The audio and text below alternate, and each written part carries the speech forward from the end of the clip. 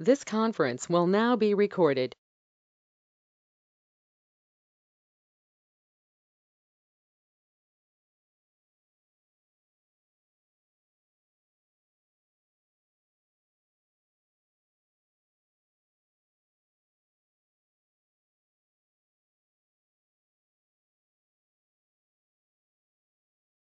Can you guys hear me?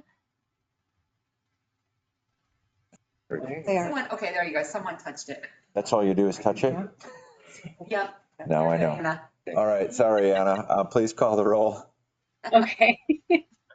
Mayor Pro Tem Johnson? Here. Councilmember Mitchell is excused. Councilmember Nowak? Here? Councilmember Walczak? Here. And Mayor Waligora? Here. All right, please rise for the pledge. I pledge allegiance to the flag of the United States of America and to the republic for which it stands, one nation, under God, indivisible, with liberty and justice for all. Okay, approval of the agenda this evening. I approve the agenda as printed. Support?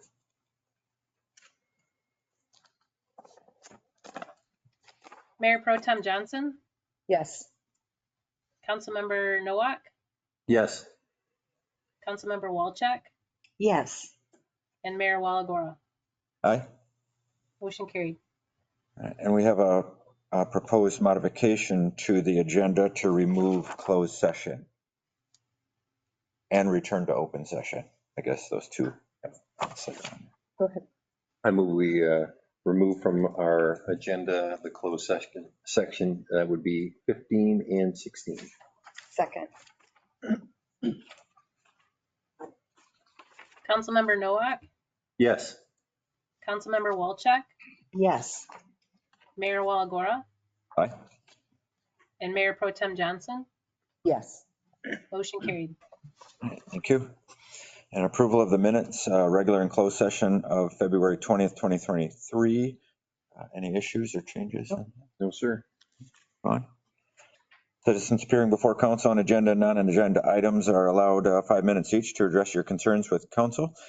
This is the only time during council meeting that citizens are allowed to address council, with the exception tonight if you have public comment on the Brownfield plan public hearing. That'll be later in the meeting, but any other topics, please come to the podium and state your name and address for our clerk and begin. Seeing no one here, is anyone online interested? No? All right. Next up is the public hearing for Brownfield Plan 400 West Chisholm Street. We are waiting for our consultant to come online from out of town. So what we're going to do is I'm going to propose that we table that to later in the meeting, more than likely towards the end or at the end. I would second that proposal. Thank you, sir. I was waiting to be chastised. I'm waiting to. You used the correct word. Okay. Councilmember Walczak? Yes. Mayor Waligora? Aye. Mayor Pro Tem Johnson? Yes. And Councilmember Nowak? Yes. Motion carried. Okay, thank you. I'm just going to make a note so I don't Forget about it. forget when we get that far. Because you know I will, and you'll remind me. Yes, sir. Tonight's consent agenda is A, bills to be allowed in the amount of $120,722.69 and authorize Mayor Waligora and Clerk Soik to sign. B is approval of City Engineer Steve Shultz as alternate for Representatives Cindy Johnson and Rachel Smolinski to the Northern Michigan Materials Management Authority Board. And C is approval of Second Amendment to purchase and sale agreement of US 23 North property between the City of Alpena and WSSA LLC. I move we approve the consent agenda as presented. Second.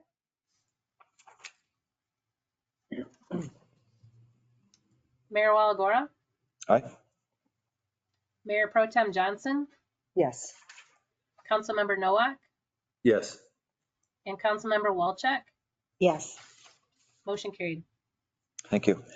Now we skip down to report of officers. We have the second reading of ordinance number 23-484, which amends chapter 18, section 18-1 of the medical marijuana facilities and adult use marijuana establishments.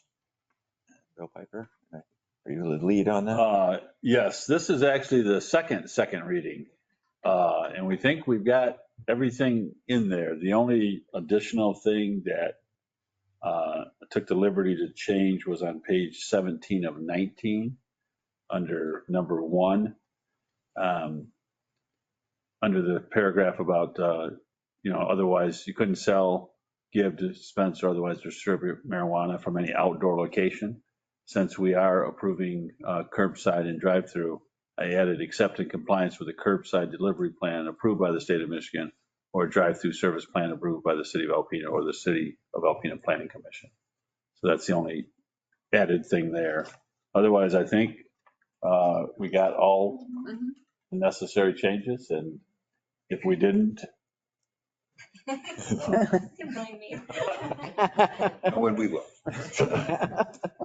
It certainly looked like what we had all expected. Before we vote and close this topic out, anybody, any questions or any concerns about where we're at? No questions, just a comment for council. I think council knows where my position has been, and I want to explain what my new position is going to be tonight. Okay. We've established that we have dispensaries within the city of Alpena. And so voting no on that right now wouldn't be prudent, because I feel that, with not allowing the processing centers is very important to the city. I think it's important that, that we don't have those facilities within our city. So I feel it's worth my changing the vote in voting for this with all those additional. So I want council to be aware where my position and why it has changed. Thank you. Very good. I appreciate that. My only comment is just appreciation for all the work and that staff has done, and especially Rachel and Montiel for basically going out and actually seeing what some of these facilities do and how they affect the communities that they're in. We may not have gotten to this point if we'd have just sat here smelling roses.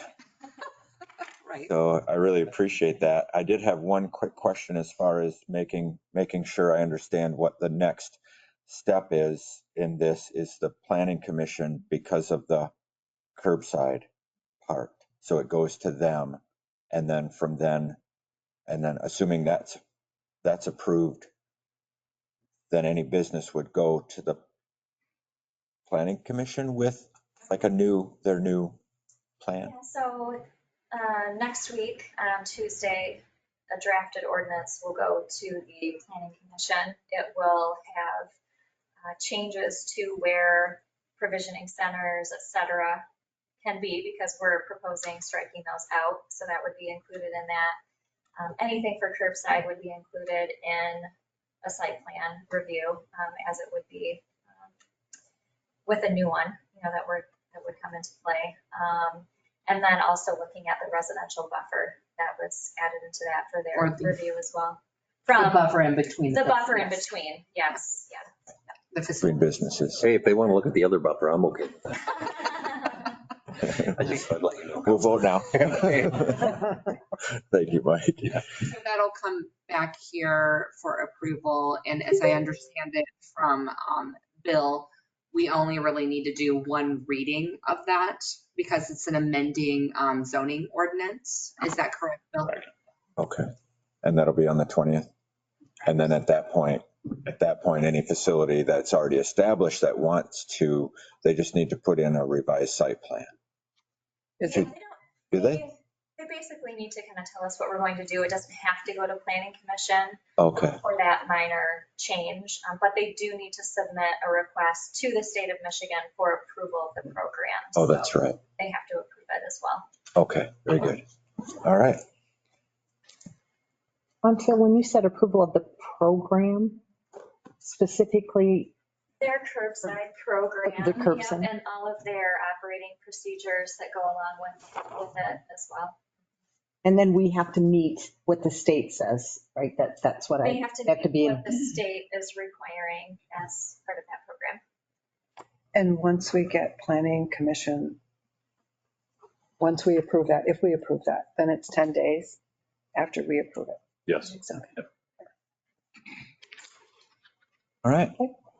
Very good. I'll entertain a motion to, I move we approve ordinance number 23-484, which amends chapter 18, section 8-1 of the medical marijuana facility, adult use marijuana establishments. Second. Mayor Pro Tem Johnson, Yes. Councilmember Nowak, Yes. Councilmember Walchek, Yes. and Mayor Waligora. aye. Motion carried. All right, thank you. Next up is new business. First is Ripley Boulevard Construction Engineering Services, and Charles Kendziorski from the engineering department is going to hit that off.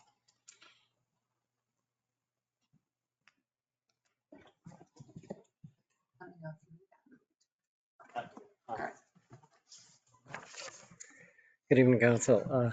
Through a contract with the Michigan Department of Transportation, the city of Alpena will be resurfacing Ripley Boulevard from 3rd Avenue to Washington Avenue this spring. To comply with MDOT requirements of having certified inspectors on the job with the contractor and in the office filing paperwork, the city must use the services of an outside consultant certified by MDOT to complete this work. For these reasons, the city solicited proposals from 8 engineering companies certified to perform this work and published it on our website. 2 proposals were received, one from Huron Engineering and Surveying for $41,104 and one from R.S. Scott Associates for $48,740. While the hourly rates and estimated hours to complete the project vary between the consultants, Huron has considerable experience both overall with MDOT local agency projects as well as specifically with the city of Alpena projects funded through MDOT. Some examples of that are Miller Street and Grant Street that they did for us in the past, and then the 2nd Avenue Bridge, they did the rehab for that. So we believe Huron's hourly estimates are reasonable and the hourly rates are comparable to other bidders. It is my recommendation on behalf of Steve Shultz, city engineer, that the city council authorize using the services of Huron Engineering and Surveying per their proposal dated February 27th, 2023 for a time and material estimated cost of $41,104. This cost is based on a project schedule of 5 weeks or less. Although we do not anticipate it, if the project extends beyond the 5 weeks, the contract price may need to be adjusted via contract modification presented to council. Funding to facilitate these services has been included in the budgeted line items for the Ripley Boulevard construction project. Very good. I don't have any questions at all. No questions either. I move we use the services of Huron Engineering Services for inspection on the Ripley Street project for the estimate $41,104 for time and materials. Second. I'm sorry, who was the second? Cindy. Cindy, okay, thank you. You're welcome. Councilmember Nowak, Yes. Councilmember Walchek, Yes. Mayor Waligora, Aye. and Mayor Pro Tem Johnson. Yes. Motion carried. All right, thank you. Next is council policy statement number 33 revisions. This is ordinance enforcement procedures for citizen complaints, and Montiel Birmingham, our planning department, planning development and zoning, is it BDC? So Several policy statements have been reviewed this year in an effort to clean some of them up, and I was brought to the attention of Council Policy Statement number 33. So this one, as the mayor mentioned, addresses citizen complaints and how we handle those. So the overall intent and timing of the policy statement really didn't change. We just cleaned up the verbiage, made it more accurate to what is currently happening today. So really not, a lot of major changes there, but hopefully it reinforces what's actually happening. We added language for door hangers and different ways that we communicate with anyone that may have had a complaint called in for their property. Any questions I can answer? Did a good job. Thank you. Well-written memo. Yeah, that was fine. Appreciate the language. Absolutely. Thank you. So I move that we amend policy number 33 with the changes presented. Second.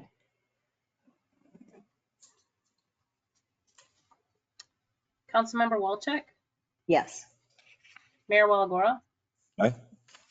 Mayor Pro Tem Johnson, Yes. and Councilmember Nowak. Yes. Motion carried. Thank you. Okay. Did we get Mac? Not yet, but we need to move forward with the public hearing because we noticed it. So Okay. we'll review the memo and we'll proceed. Okay, sounds good. So next up is what we tabled. This is the public hearing for Brownfield plan for 400 West Chisholm Street. Open the public hearing. A report by Montiel Birmingham. In the absence of Mac McLennan, who is the manager of Brownfield redevelopment for Outwell Mobby PC. Okay.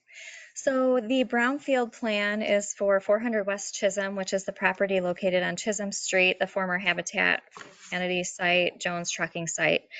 And this property had a phase 2 environmental site assessment done in June of 2022. There were various compound levels found, which are written in the memo there. Mercury, for example, lead, arsenic, VOCs, and semi-volatile organic compounds.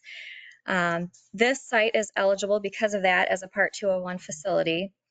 The Brownfield assessment grant, the EPA assessment grant that we received a few years ago, was used to help do those assessments. And as part of that whole project, that project also received the RAP grant funds, I guess, last year for that property. So we're obviously looking to hopefully develop that property and make it into a usable space for the community. And the Brownfield plan is just one option to put all of that together. So the plan includes environmental and non-environmental eligible activities totaling $1,069,000, just over that, plus interest. It includes costs for Brownfield plan work, plan implementation, administrative and operating costs. There are required deposits to the state Brownfield fund, as well as future capture for the local Brownfield revolving fund. That is basically our sustaining Brownfield program. So that helps sustain the program because eventually our Brownfield funds through the EPA grant run out. And so this is a way to continue to be able to provide those services and turn Brownfield properties into something usable. With the additional public infrastructure improvements, eligible activities and other costs are anticipated to be fully reimbursed in 11 years for local capture and 12 years for state capture, with an additional 5 years of capture for the local Brownfield revolving fund. The plan was reviewed February 7th at the Alpena Authority for Brownfield Redevelopment meeting.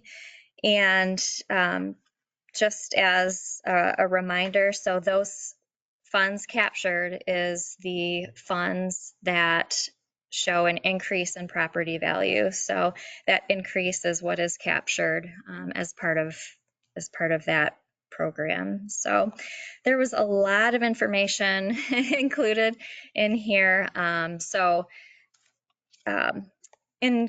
In addition to that, just, shy of 1.1 million, roughly it's about 1.5 million when you consider the taxes, or not the taxes, the interest that's included, as well as the administrative expenses. And then on top of that is the capture for the revolving fund, and that's just over $800,000. So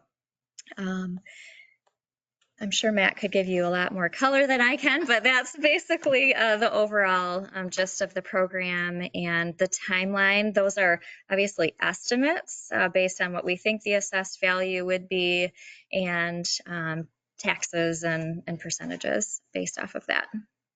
Okay. All right. Thank you, Montiel. If you want to stand by for a moment. Sure. I'll open public comment. Any public comment specifically on this topic here? No? Anyone online by chance? Okay. I have a question. Is this the proposed corner that Habitat that they're talking about doing, the businesses on the bottom, the apartments on the top, and are they for low income, or at what rate are those going to be rented out? They are part of that low income development. They are proposed to be market rate apartments. And how many apartments? I believe it was 12. 12. And when would they start, if you can proceed? I'm not sure what their anticipated construction date is at this very moment in time. I know they're still working through, getting an architect and doing all of that type of work right now. So when they'll actually start, shovels in the ground, I couldn't say for sure yet. The Brownfield plan has it starting, some of the work starting next year. Okay. Fair enough. Okay, I'll close public comment. Request any written comments from the city clerk's office? None received. All right, thank you. Okay, I'll close the public hearing, open up council discussion. Anyone, any questions? No, I have no questions. No questions. I did appreciate Mac's email today. It answered some of the questions. Yeah. Thank you. Yeah, that's very good. All right, with that, we need to approve resolution 2023-03. I move we adopt resolution 2023-03. Second. Mayor Waligora, Aye. Mayor Pro Tem Johnson, Yes. Councilmember Nowak, Yes. and Councilmember Walczak. Yes. Motion carried. Thank you. Mr. Mayor, I move we adjourn. Second. Good. Third. Mac. We needed him. We got through that. We'll wait for Charlie to.